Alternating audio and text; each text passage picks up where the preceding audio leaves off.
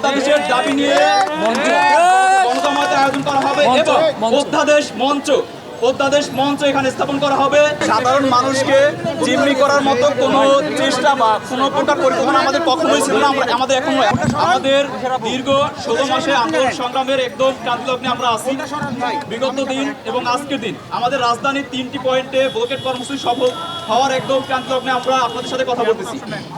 আমরা এই 2 দিন কর্মসূচি চলাকালে সরকারের পক্ষ থেকে কোনো রূপ আমাদের সাথে যোগাযোগ করার কোনো কিছু আমরা পাইনি। তারা আমাদের সাথে যোগাযোগ করেনি এবং আমাদের দাবি ছিল 15 জানুয়ারি অর্থাৎ আজকের দিন উপদেষ্টা পরিষদের যে মিটিং আছে সেই মিটিংয়ে যাতে ঢাকা কেন্দ্রীয় বিশ্ববিদ্যালয়ের প্রস্তাবনাটি উঠে সেটি বিষয়ে আমরা আসলে সরকার পক্ষ থেকে কোনোরূপ নির্দেশনা বা কোনোরূপ সংকেত পাইনি। সো আমাদের কর্মসূচি চলমান থাকবে। সেই ধারাবাহিকতায় আমরা আজকের যে ব্লকেট কর্মসূচিটি আজকে নাগাদ এখানে শেষ করছি এবং পরবর্তী কর্মসূচি আগামী সোমবার সায়েন্স ল্যাবের এই ভূমিতে বিরাট গণজমায়েতের আয়োজন করা হবে।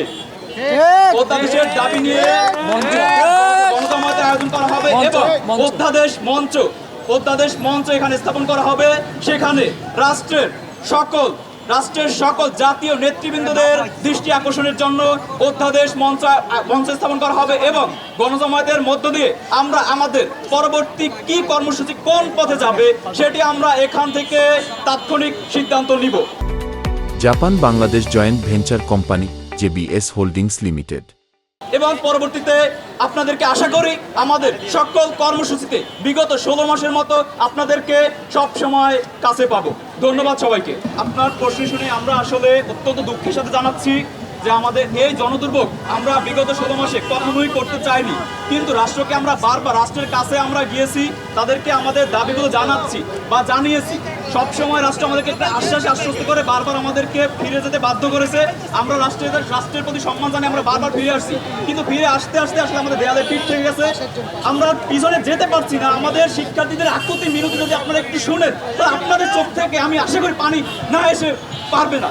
আর যে কথাটি বলছেন দুধ ব্যবসা, আমরা শুরু থেকেই আজকে কর্মসূচি শুরু হওয়ার সাথে সাথে আমাদের যারা আমাদের কাছে এসে জানিয়েছে যে তাদের ইমার্জেন্সি কথা বা তাদের ব্যবসা যে কোনো কিছু, আমাদের শিক্ষার্থী তাদেরকে সহায়তা করে একদম বলতে গেলে বিরুদ্ধ এক নারী আসছে আজকে, তাকেও শিক্ষার্থীরা রিক্সায় তুলে দিয়েছে, নিজেরা হাত ধরে মালামাল শিক্ষার্থীরা তুলে নিয়েছে। যদি ওই ভাই আমাদের সাথে জানাতো বা আমাদের কাছে এসে বলতো নিশ্চয়ই আপনি দেখতেন শিক্ষার্থীরা তাদের প্রতি সহায়তার হাত বাড়িয়ে দিত। এটি আসলে আমরা বলবো। তারপরেও আমরা দুঃখ প্রকাশ করছি এসবের। আমি শুরু থেকেই আপনাদেরকে বলছি সাধারণ মানুষকে জিম্মি করার মতো কোনো চেষ্টা বা কোনো প্রকার পরিকল্পনা আমাদের কখনোই ছিল না। আমাদের এখন আমরা শুরু থেকে বলছি আজকে সায়েন্স ল্যাবে যখন আমরা নামছি সরকার আমাদের দাবির বিষয়টা কি যদি আমলে নেয় তাহলে আমরা